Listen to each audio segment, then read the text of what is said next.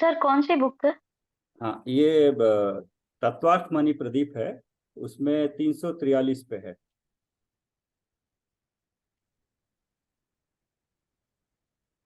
43 ना? हाँ, 343 पे। हाँ, पढ़ेंगे? है आपके पास बुक? हाँ है सर। हाँ, तो आप पढ़ेंगी वो 12 अनुप्रेक्षा। हाँ। हाँ सर पढ़ती हूँ। हाँ, पढ़िए।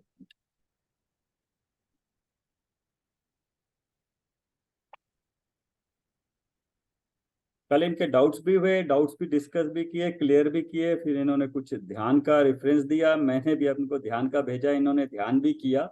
ध्यान भी अच्छा लगा इनको। अच्छी बात है। सेकंड वाला भी मैं आधा करी सर, फिर वो टाइम थोड़ा कम था करके उसको बीच में नहीं, स्टॉप करना ठीक है, पड़ा। अपने टाइम से करिए, थोड़ा भी है तो करिए, आनंद आएगा, उपयोग लगेगा। ठीक हाँ। है। थ्री हाँ हाँ फोर्टी सर। थ्री से पढ़िए। यस। हाँ सर। 12 अनुप्रेक्षा समर के कारणों में गुप्ती समिति और दशलक्षण धर्मों की चर्चा के उपरांत अब 12 अनुप्रेक्षा की चर्चा करते हैं। तत्व संबंधी सूत्र इस प्रकार है। सूत्र पढ़ना क्या सर? हाँ हाँ, सभी को पढ़ना है। यस। अनित्य शरण संसार ऐक्वान्य शुच्यास्रव संवर निर्जरा लोक बोधि दुर्लभ धर्म स्वाख्यात तत्वानुचिंतन मनु प्रेक्षा। पर यह सभी पढ़िए एक बार। अनित्य। हाँ, हाँ। अनित्य, हाँ अशरण, सर। संसार, अ- एकत्व, अन्यत्व, अशुचि, आश्रव, असुचि। संवर, निर्जरा, लोक बोधि दुर्लभ धर्म स्व स्वाख्यात तत्वानुचिंतन मनुप्रेक्षा। पढ़िए। वैराग्य वर्धक 12 भावनाएं मुक्ति पथ का पथाए तो है ही, लौकिक जीवन में अत्यंत उपयोगी भी है। इष्ट वियोग और अनिष्ट संयोग से उत्पन्न उद्वेगों को शांत करने वाली ये 12 भावनाएं व्यक्ति को विपरीतियों में धैर्य एवं संपत्तियों में विनम्रता प्रदान करती है। विषय कषायों से विरक्त एवं धर्म में अनुरक्त रखती है। जीवन के मोह एवं मृत्यु के भय को क्षीण करती है। बहुमूल्य जीवन के एक एक क्षण को आत्महित में संलग्न रह सार्थक कर लेने को निरंतर प्रेरित करती है। जीवन के निर्माण में इनकी उपयोगिता असंदिग्ध है। अनु अनुप्रेक्षा अर्थात चिंतन, बार बार चिंतन। किसी विषय की गहराई में जाने के लिए उसके स्वरूप पर बार बार विचार करना ही चिंतन है। यद्यपि चिंतन वस्तु स्वरूप के निर्णय के लिए किया जाता है, तथापि यदि विषय रुचिकर हो तो निर्णित विषय भी बार बार चिंतन कर आदर बनता है। चिंतन ध्यान का प्रारंभिक रूप है। रुचि ध्यान की नियमित नियामक होने होने से से। चिंतन नियामक होने से चिंतन भी नियामक है। जो विषय हमारी रुचि का होता है उस पर सहज ही ध्यान जाता है, उसका चिंतन मनन भी सहज ही चलता है। किसी विषय को जानने की इच्छा, जिज्ञासा भी चिंतन को प्रेरित करती है। जिज्ञासा जितनी प्रबल होगी उसी के अनुपात में चिंतन भी गंभीर होगा। अतः चिंतन शोध खोज रिसर्च का आधार भी बनता है। अनुप्रेक्षा चिंतन स्वरूप होने से ज्ञानात्मक है, ध्यानात्मक नहीं। अनित्य आदि विषयों का चिंतन जब ज्ञान रूप होता है तब वह अनुप्रेक्षा कहलाता है, और जब अनित्य आदि विषयों में चित्त एकाग्र होता है तब तब धर्म ध्यान नाम पाता है। वैराग्य उत्पादक तत्वपरक चिंतन ही अनुप्रेक्षा है। आवश्यकता मात्र चिंतन की नहीं, वैराग्य उत्पादक चिंतन की है, तत्वपरक चिंतन की है। आरंभ की 6 भावनाएं वैराग्य उत्पादक और अंत की 6 भावनाएं तत्वपारक है। प्रत्येक के क्रम में भी एक सहज विकास दृष्टिगोचर होता है। संसारी जीव के मुख्य रूप से स्त्री, पुत्र, मकान, जायदाद, रुपया, पैसा और शरीर का ही संयोग है। इनमें सर्वाधिक नजदीक का सहयोगी पदार्थ शरीर ही है। अनित्य भावना में इनकी अनित्यता, अशरणा भावना में इनकी अशरणता तथा संसार भावना में इनकी दुख रूपता व निसारता का चिंतन किया जाता है। स्वयं में एकत्व और संयोगों से भिन्नत्व का विचार क्रमश एकत्व और अन्यत्व भावना में होता है। संयोगों शरीर की मलिनता, अपवित्रता का चिंतन ही असुचि भावना है। हाँ, इसमें इस प्रकार एक हम पॉइंट ये क्लियर किया है कि जितना भी चिंतन और ध्यान में डिफरेंस बताया, चिंतन ज्ञान रूप है। ज्ञान में जितना भी हम चिंतन कर रहे हैं, उसके बारे में सोच रहे हैं, वो सारा ज्ञान में हो रहा है, वो ध्यान नहीं हो रहा है। ध्यान के लिए उसमें अनुप्रेक्षा चिंतन स्वरूप होने से ज्ञानात्मक है, ध्यानात्मक नहीं। और उसी में दिया था ये, विषयों का चिंतन जब ज्ञान रूप होता है तब वो अनुप्रेक्षा कहलाता है। जब अनित्यादि विषयों में चित्त एकाग्र होता है तब धर्म ध्यान।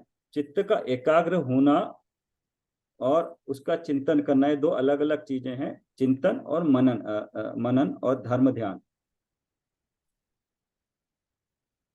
इस प्रकार हम देखते हैं कि उक्त भावनाओं के चिंतन का विषय यद्यपि संयोग ही है, तथापि चिंतन की धारा का स्वरूप इस प्रकार है कि संयोगों से विरक्त हो, अनुरक्ति नहीं। अतः ये 6 भावनाएं मुख्य रूप से वैराग्य उत्पादक है। आश्रव, संवर और निर्जरा तो स्पष्ट रूप से तत्वों के नाम हैं, अतः इनका चिंतन सहज ही तत्व पारक होता है। बोधि दुर्लभ और धर्म भावना में भी रत्न रत्नत्रय आदि धर्मों की चर्चा होने से चिंतन तत्व पारक ही रहता है। लोक भावना में लोक की रचना संबंधी विस्तार को गौण करके यदि उसके स्वरूप पर विचार किया जाए तो उसका चिंतन भी निश्चित रूप से तत्व पारक ही होगा। 12 भावनाओं के क्रम में भेद विज्ञान का क्रमिक विकास भी दृष्टिगोचर होता है।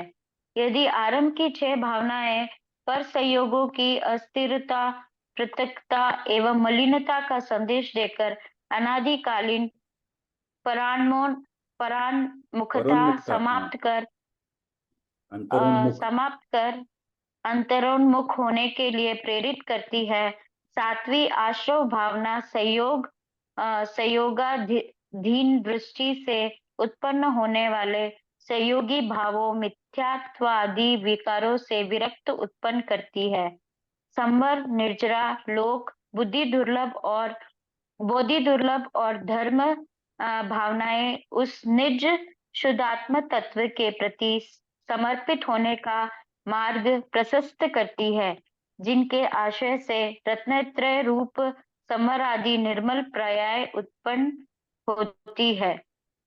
पुत्र, परिवार, कंचन, कामिनी एवं देह में रत जगत को इन संयोगों की क्षणभंगुरता, अशरणता, असारता आदि के परिज्ञान की हेतुभूत 12 भावनाएं की चिंतन प्रक्रिया अपने आप में अद्भुत है। प्रथम भावना, अनित्य भावना में यह बताया जाता है कि जिन संयोगों में तू सदा रहना चाहता है वे क्षणभंगुर है, अनित्य है। पुत्र, परिवार और कंचन कामिनी तेरे साथ सदा रहने वाले नहीं, या यह तो ये तुझे छोड़कर चल देंगे, या फिर तू ही जब मरण को प्राप्त होगा तब ये सब सहज ही छूट जावेगा। हाँ, आगे। दूसरी भावना, आगे इंदिरा जी पढ़ लेंगे आगे दूसरी भावना। अभी तो और कोई है नहीं। मैं भी पढ़ सकती हूँ, खोल ली मैंने पीडीएफ। अच्छा, गुड। पढ़िए फिर आप। हाँ, पढ़ लीजिए श्री ऋतु जी, मोबाइल में। आप हाँ पढ़ लीजिए, हाँ, पढ़िए। मैं बाद में पढ़ती हूँ। दूसरी भावना इस बात को सुनकर कि यह रागी प्राणी इसकी सुरक्षा के अनेक उपाय करता है, जब वह अपनी मरणादि को टालने के उपायों का विचार करता है, तब अशरण भावना में यह बताया जाता है, वियोग होना संयोगों का सहज स्वभाव है, उन्हें रोकने का कोई उपाय नहीं है, कोई ऐसी दवा नहीं है, मणि मंत्र तंत्र नहीं है जो तुझे या तेरे पुत्रादि को मरने से बचा लेंगे। तीसरी भावना, तब यह सोच सकता है कि सही ये संयोग दूसरे संयोग तो मिलेंगे ही, तब इसे संसार भावना के माध्यम से समझाते हुए कि संयोगों में कहीं भी सुख नहीं है, सभी संयोग दुख रूपी है। चौथी भावना, तब वह यह सोच सकता है कि मिलजुल कर सब भोग लेंगे। उसके उत्तर में एकत्व भावना में दृढ़ किया जाता है कि दुख मिल बांट कर नहीं भोगे जा सकते, अकेले ही भोगने होंगे। पांचवी भावना, इसी बात को नास्ति से अन्यत्व भावना में दृढ़ किया जाता है कि कोई साथ नहीं दे सकता है। जब यह शरीर ही साथ नहीं देता तो स्त्री पुत्रादि परिवार तो क्या साथ देंगे। छठवीं भावना, असुचि भावना में कहते हैं कि जिस देह से तू राग करता है, यह देह अत्यंत अत्यंत मलिन है, मल मूत्र का घर है। इस प्रकार आरंभ की 6 भावनाओं में संसार, शरीर और भोगों से वैराग्य उत्पन्न किया जाता है, जिससे यह आत्मा आत्महितकारी तत्वों को समझने के लिए तैयार होता है। इन भावनाओं में देहादि पर पदार्थों से आत्मा की भिन्नता का ज्ञान कराकर भेद विज्ञान की प्रथम सीढ़ी को पार करा दी जाती है। जब तक आत्मा शरीरादिक पर पदार्थों से विरक्त होकर गुण पर्याय रूप निस्द्रव्य की सीमा में आ जाता है, तब आश्रय भावना में आत्मा में उत्पन्न मिथ्यादि कषाय भावों का स्वरूप समझाते हैं। ये शुरू की 6 भावनाओं उन्होंने एक बात को दूसरी बात से रिलेट किया है कि कुछ भी सभी अनित्य है। जब शरीर ही हमारा साथ नहीं देगा तो बाकी तो नहीं देंगे। फिर ये बोलेंगे कि कुछ जो भी मतलब है दुख दर्द हम सब साथ मिलके भोगेंगे, तो उसमें उन्होंने एकत्व भावना का बताया है। फिर जो शरीर से जो हम बहुत प्यार करते हैं पुद्गल से, तो उसको भी उन्होंने मलमूत्र का घर बताया है, असुचि भावना। इस तरह 6 भावना से उन्होंने थोड़ा सा हमें वैराग्य, मतलब शुरू की जो 6 भावनाएं वो वैराग्य का कारण है, और बाद में फिर मतलब आगे की 6 भावनाओं के बारे में। सर आप इसमें कुछ कहना चाहें हाँ शुरू की इसमें 6 भावना। हाँ इसमें 6 में देखा जाए तो एक्चुअली दो पर जो हैं, एक प्रत्यक्ष पर जो हमसे अलग है, स्त्री पुत्र आदि मकान धन धान्य आदि, वो एक पर हो गया। और दूसरा पर जो हमारा शरीर है, ये दो पर हैं। बट पर को किस तरह से उसमें छोड़ा जाए, उसमें जो अनित्यता असार्थ है उसको और गहराई में बता के उसके लक्षणों द्वारा कि ये हमारा हो नहीं सकता, हमें ही अकेले झेलना पड़ेगा, इस तरह से इस दो को पहले पर को टैकल किया है, जिससे कि इनको अलग करके अलग बता के दुख रुख बता के अब फिर हम उसके आगे अपने अंदर में आ सकते हैं। यस। पढ़ू सर आगे। हाँ हाँ हाँ, पढ़िए। 7वीं भावना यह बताते हैं कि आश्रय भाव दुख रूप है, दुख के कारण है, मलिन है, और भगवान आत्मा सुख स्वरूप है, सुख का कारण है एवं अत्यंत पवित्र है। 8वीं 9वीं भावना इस प्रकार आश्रयों से भी दृष्टि हटाकर संवर निर्जरा में अतीन्द्रिय आनंद में संवर निर्जरा तत्वों का परिज्ञान कराते हैं, उन्हें प्राप्त करने की प्रेरणा देते हैं। 10वीं 11वीं भावना फिर लोक भावना में लोक का स्वरूप बताकर बोधि दुर्लभ भावना में यह बताते हैं कि इस लोक में एक रत्नत्रय ही दुर्लभ है, और सब संयोग तो अनंत बार प्राप्त हुए पर रत्नत्रय की प्राप्ति नहीं हुई। यदि हुई होती तो संसार के पार हो गए होते। 12वीं भावना अंत में धर्म भावना में यह बताते हैं कि अत्यंत दुर्लभ रत्नत्रय रूप धर्म की आराधना ही इस मनुष्य भाव का सार है। मनुष्य भाव की सार्थकता एकमात्र त्रिकाली ध्रुव आत्मा के आश्रय से उत्पन्न सम्यक दर्शन, सम्यक ज्ञान, सम्यक चारित्र रूप रत्नत्रय धर्म की प्राप्ति में ही है। इस प्रकार हम देखते हैं 12 भावनाओं में यह चिंतन प्रक्रिया अपने आप में अद्भुत है, आश्चर्यकारी है, क्योंकि इनमें संसार, शरीर और भोगों में लिप्त जगत को अनंत सुखकारी मार्ग में प्रतिष्ठित करने का सम्यक प्रयोग है, सफल प्रयोग है।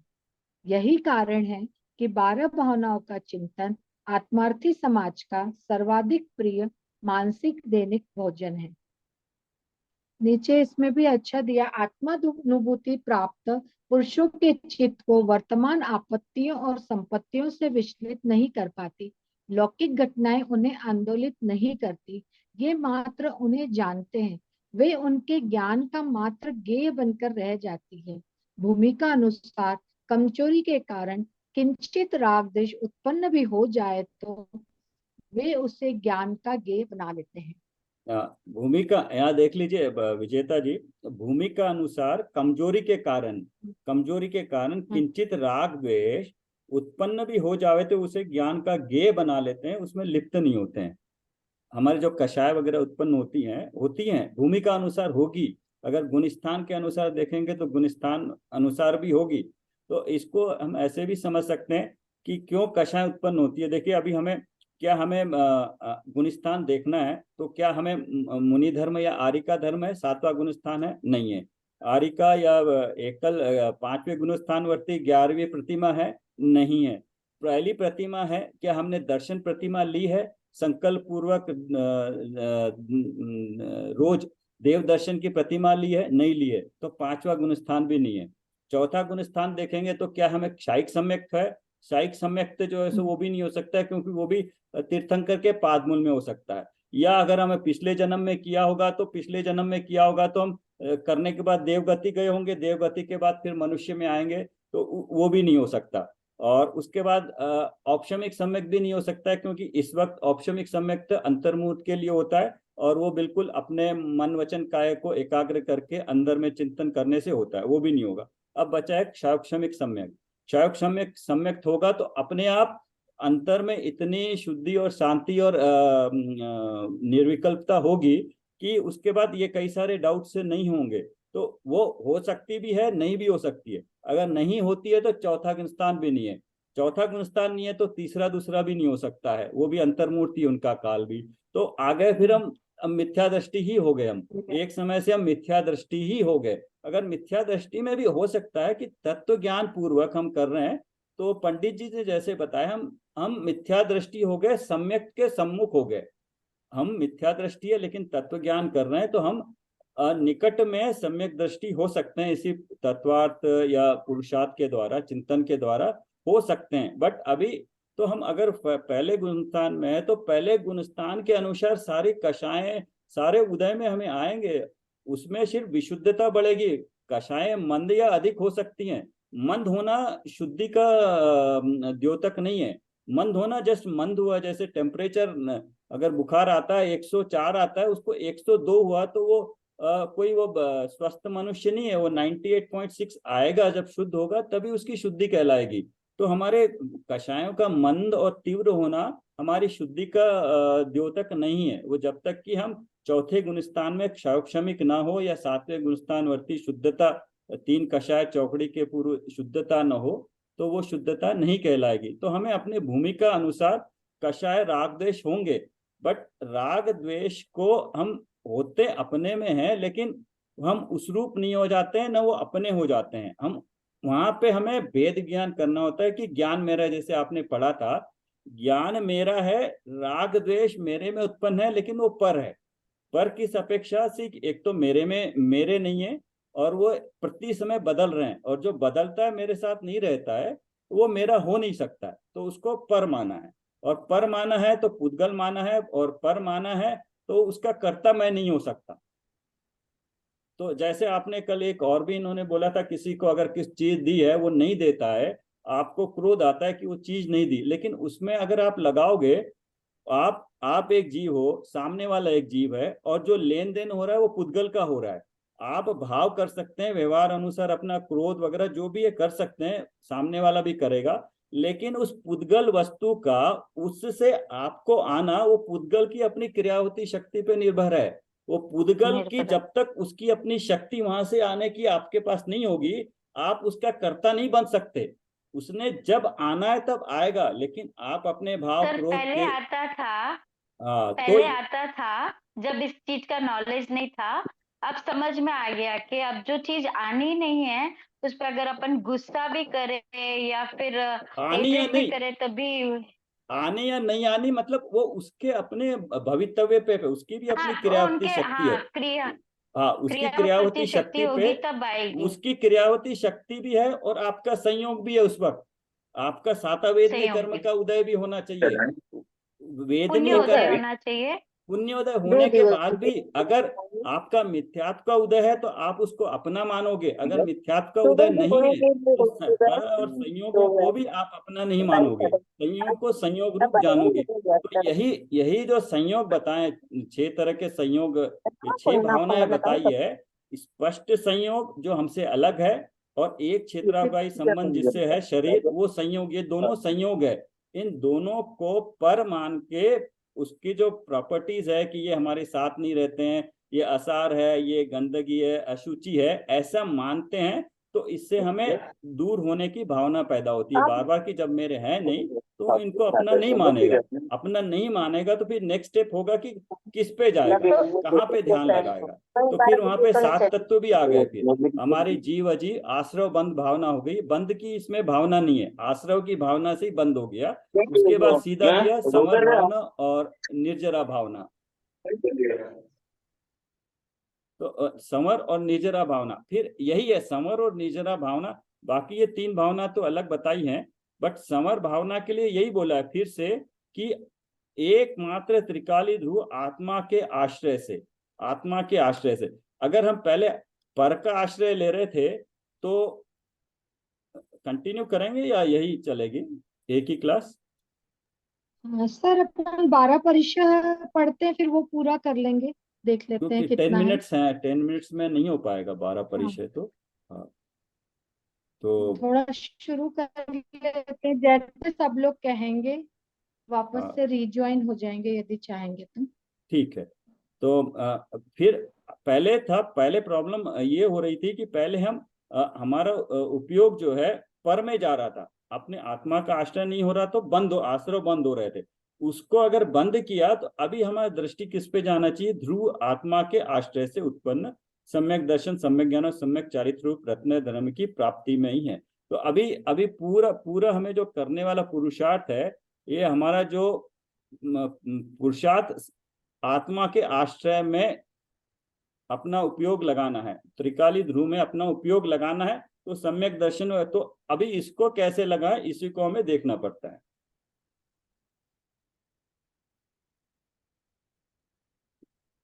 और कुछ कहना चाहेंगे इसमें? हमारा पूरा पुरुषार्थ जो इसी में लगाना है कि आत्मा ज्ञान को, और ज्ञान को कैसे अपने त्रिकाली ध्रुव के स्वभाव को जाने, चैतन्य स्वभाव को जाने, और उसमें उसको कैसे उसमें उपयोग को लगाए। पूरा का पूरा इसको ही एक्सपैंड करने से हमारी जीवन में पूरा करने लायक चीज यही लगती है। बाकी अगर करते हैं तो समय। हाँ सर मैं जो एक बोली थी द्रव्य गुण पर्याय, जब तीनों एक हो जाएगी तब सम्यक दर्शन होगा, ये बात सही है ना? सबसे बड़ी बात, पूरा जितने भी अगर आप शास्त्र पढ़ते हैं, गुरु जी को पढ़ते हैं, तो उनको पढ़ते हैं तो एक्चुअली वो जो द्रव्य गुण पर्याय बताते हैं, जैसे कुंदकुंद आचार्य, उनकी जो प्राकृत गाथा है, उस गाथाओं पे बड़े बड़े ग्रंथ लिखे गए हैं। तो हम जब उनको सुनते हैं ना, तो हमारी अंडरस्टैंडिंग भी उस लेवल की होनी चाहिए होती है, तब हम समझ पाते हैं। वरना द्रव्य गुण पर्याय तो पूरा सार हो गया। अगर हमें द्रव्य गुण पर्याय समझ में आ जाएगा तो हमें अभी आत्मानुभूति हो ही गई होती, अगर सही में समझ में आता तो। द्रव्य गुण पर्याय तीनों को अगर समझ में आ गया हो तो आत्मानुभूति हुई होती। लेकिन उसी को समझ में तो सबसे बड़ा लोचा उसी में तो है, उसी को तो समझने में सबसे बड़ी प्रॉब्लम है, उसी को समझाने के लिए सर इतने बड़े एक शास्त्र लाइन, है। नहीं सर एक लाइन मैं कहीं पढ़ी हूँ, मेरे को याद नहीं है कौन नहीं, सी एक बुक से लाइन वो पढ़ी हूँ, पढ़ी बट है, लेकिन हमको हाँ, द्रव्य क्या है, गुण क्या है उसके, और पर्याय क्या, ये तीनों को अच्छी तरह से समझना पड़ेगा, तीनों को द्रव्य समझना है जो पड़ेगा। अपना ध्रुव है सर, नहीं, द्रव्य ऐसे है जो उसको अपना थोड़ा ध्रुव है। और डिटेल में उसको अपने गुणों से, लक्षणों से उसको, ये द्रव्य गुण पर्याय की डेफिनेशन के हिसाब से हम जानते हैं, पढ़े हैं, हमने हमने किताब के माध्यम से ज्ञान प्राप्त किया है। ज्ञान प्राप्त करने से हमारे ज्ञान में क्या, हमारे ज्ञान में यह निर्णय हुआ कि ये ज्ञान ऐसा है। पॉइंट समझ में आया आपको? हमने किताब में पढ़ा, किताब में जो भी लिखा, द्रव्य गुण पर्याय, मैं त्रिकाली हूं, मेरे अनंत गुण है, मैं पर्याय में अशुद्ध हूं, ये हमको बोध हुआ, बुक से, ये बुक का नॉलेज है, हमें ज्ञान हुआ। लेकिन मेरे ज्ञान में मैंने क्या यह निर्णय किया कि मेरा ज्ञान ऐसा है, मैं ऐसा द्रव्य गुण पर्याय वाला हूं, ये जो निर्णय करना है ये मेरा निर्णय है, ये निर्णय होना बहुत जरूरी है। हम जितनी भी बातें बोलते हैं वो हमें शास्त्र से पढ़ी पढ़ाई वाली बातें वो हमारी वापस निकलती है, हमारे संस्मरण हमारी मेमोरी में है, वो हमारी वापस निकलती है, वो शास्त्र के शब्द है। क्या हमने अपने आत्मसात किया क्या उसको, उस ज्ञान को सर मैंने वो अपने तो ज्ञान में बनाया क्या? अपने ज्ञान में बनाया तब तो कुछ सार्थक है, नहीं है तो फिर वो शास्त्र का ज्ञान है, वो गुरुदेव का ज्ञान है, वो गुरु का है, वो आचार्य का ज्ञान है। सर अपने ज्ञान में तो तभी बनेगा जब अपन ध्यान में आके उसको उस वो वही वही उसका आके पूरी तत्व चीज निर्णय करते रहेंगे। हमारी ज्ञान में आने के लिए ही हमें उसके लिए जो जरूरी चीजें हैं, जैसे सर्वज्ञ की सर्वज्ञता, सत्ता, हर चीज की सत्ता, मेरी सत्ता है, पुद्गल की भी सत्ता है, पहले सबकी सत्ता, और सत्ता किसने बताई? सर्वज्ञ की सर्वज्ञता पे पूरा विश्वास होना चाहिए जो उन्होंने बताया। फिर हमें जो शास्त्र में जो बताया उसकी पूरी श्रद्धा होनी चाहिए जो बता रहे। और फिर शास्त्र में क्या बताया? 6 द्रव्य बताया, तो 6 द्रव्यों का पूरा स्वरूप हमें मालूम होना चाहिए, 7 तत्व का स्वरूप पूरा मालूम होना चाहिए, मुझे किस तरह से आश्रय बंद होता है, उससे किससे छुटकारा। तो हम अभी अगर देखेंगे तो 2.5 साल में हम अभी यही पढ़ रहे हैं। हम अगर तीनों वितराग विज्ञान और ये बालबोध माटना निकाल के एक बार फिर पढ़िए आप, अगर उसमें जो द्रव्याणु का जो दिया है अगर उसको एक बार पढ़ेंगे तो हमें पता चलेगा कि द्रव्य ज्ञान पर्याय के बारे में भी हम पढ़ रहे हैं। और अभी तक कहीं पर भी देखिए 2.5 साल हो गया, अभी तक समय सार हमारे पास उन्होंने इंट्रोड्यूस नहीं किया, क्योंकि अभी 2.5 साल में वो चाहते हैं कि हम उस लायक तो बने कि समय सार को पढ़ सकें। उससे पहले ये सारी चीजें 6 द्रव्य, 7 तत्व और 7 तत्व संबंधी भूले जो हैं, अभी आश्रव बंध, संवर निजरा, पुण्य पाप संबंधी जो भूले हैं वो भूले दूर होनी चाहिए। उसके बाद स्वपर का ज्ञान होना चाहिए। पर में अभी शरीर तक आए हम, अब अभी जो भाव हो रहे हैं, पाप पुण्य के भाव, राग द्वेष के भाव, वो भी पर मानना है। उसमें पुण्य के भाव में हमारी एकत्व बुद्धि अच्छा मानते हैं। पढ़ने से और अपने को समझ के उस पर श्रद्धा करने में बहुत गैप है, वही गैप है। हम जितना भी पढ़ते हैं वो हम शास्त्र का ज्ञान है, उसको हम अपना ज्ञान अपनी श्रद्धा बनाएंगे तब तो वो कार्यकारी, उस समय वो कार्यकारी होगा। तो यही हाँ छह सर। द्रव्य, 7 तत्व, 7 तत्व के साथ बहुत और 2-3 चीजें होती है। निश्चय व्यवहार, निश्चय व्यवहार, और उसके बाद उपादान निमित्त और नयों का ज्ञान। इनके ज्ञान के बिना हम शास्त्र पढ़ ही नहीं सकते। जैसे अनुयोगों को पढ़ने की पद्धति बताई थी कल, आप बता रहे थे कि अगर मैं शुद्ध हूं तो फिर मैं शुद्ध हूं तो सिद्ध हूं। अगर मैं शुद्ध हूं तो सिद्ध मान लूंगा अपने आप को, तो सिद्ध हूं तो मुझे सिद्धालय में होना चाहिए। क्या मैं सिद्धालय में हूं? नहीं हूं। तो फिर मेरी समझ में कहाँ गैप है वो हमें क्लियर करना पड़ेगा। अब पर्याय में अशुद्धता है, पर्याय की अशुद्धता को ही दूर करने के लिए सारा 6 द्रव्य, 7 तत्व, स्वपर का ज्ञान और ये व्यवहार, निश्चय, उपादान, निमित्त का ज्ञान होने के बाद पर को पहले हम अलग करेंगे कि ये पर है। पर मानेंगे क्या? मानते हैं क्या उसको? पर को पर रूप मानते हैं क्या? या हम पर में भी देखेंगे, पर में सारे संसार को पर मानते हैं, दुनिया में कहीं भी हो जाए उसको पर मानते हैं, हमें कोई फर्क नहीं पड़ता ईरान में, यूक्रेन में क्या हो रहा है। लेकिन हमारे घर में जो सबसे नजदीकी संबंध हैं, माँ बाप भी छोड़ दीजिए, सबसे ज्यादा नजदीक फैमिली जो है, क्या हमारा उनके साथ ममत्व नहीं है? क्या हम उनको एक जीव के रूप में देखते हैं? क्या हम उनको सिर्फ जीव के रूप में देखते हैं, या उनमें उनके दुख दर्द में हम भी दुख दर्द होते हैं? या उनके दुख दर्द को यश उनके कर्मों का उदय है, ये उनका अपना संस्कार है, हम उसको उस रूप में जानते हैं कि व्यवहार में सब कुछ करते हैं, लेकिन अंतरंग में क्या उसको उस रूप मानते हैं क्या? तो अगर उसको उस रूप मानते हैं तब तो हम जाके आगे बढ़ सकते हैं। एकत्व ममत्व भावना अगर क्लियर हुई, फिर कर्तृत्व और भोक्तृत्व की भावना क्लियर होगी। तो ये अगर ये हम स्टेप बाय स्टेप अगर ये 2.5 साल पढ़ाए और 2.5 साल अगर पढ़ेंगे, 5 साल पूरा अगर जो पढ़ाया है अगर इसको अच्छी तरह पढ़ के समझेंगे, तब हम उस हालत में पहुंच जाएंगे, परिपक्व हो जाएंगे कि हम फिर द्रव्य गुण पर्याय को समझ के ध्यान में हम जा सकते हैं। तो इसलिए ध्यान करने से समझ। पहले ध्यान किस चीज का करना है, किसने करना है, किस चीज पे करना है, कैसे करना है। ध्यान में एक होता है ध्यान करने वाला होता है, एक ध्येय होता है, एक ध्यान की क्रिया होती है। तो ये तीनों चीजें भी तो क्लियर होनी चाहिए हमें। ध्यान करने का पुरुषार्थ करते हैं, पुरुषार्थ 5 समवाय पढ़ा है, वहां पे देखिए पुरुषार्थ किस पे करोगे आप?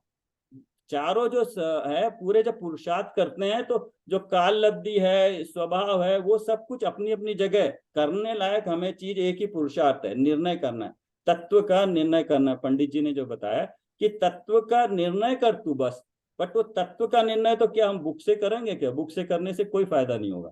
बुक का ज्ञान बुक रहेगा, प्रैक्टिकली करना, प्रैक्टिकली करना है तो उसके लिए पहले हमारा ज्ञान निर्मल होना चाहिए, हमारे ज्ञान में क्लैरिटी आनी चाहिए कि क्या है। अगर ज्ञान में क्लैरिटी आने के बाद अगर हम ध्यान करते हैं तब पता चलेगा कि वस्तु का स्वरूप क्या है। वस्तु का स्वरूप वही है, द्रव्य गुण पर्यायात्मक है तो आगे वहीं पे है ना। बट उसको समझने के लिए इतना समय देना पड़ेगा कि जिससे हमें वो अच्छी तरह से, अभी हर चीज आप जो देखते हो पुद्गल है, जो भी चीज है पुद्गल है। अपने बच्चे का शरीर है वो पुद्गल है, क्या हम उसको पुद्गल मानते हैं? दूसरा, जो भी चीज आपको संसार में दिखाई देती है, जो भी चीज दिखाई दे रही है, वो पुद्गल का स्कंद है। तो क्या हम जो देख रहे हैं वो क्या पुद्गल समझते हैं उसको? अगर पुद्गल समझेंगे तो शरीर तो पुद्गल के रूप में उसको हम फिर ट्रीटमेंट उसका उस हिसाब से देते हैं। हम तो उसको अपनापन मानते हैं तो उसके हिसाब से हमें उसके दुख दर्द में हम शामिल होते हैं, हम उसके हिसाब से हमारी कषाएं होती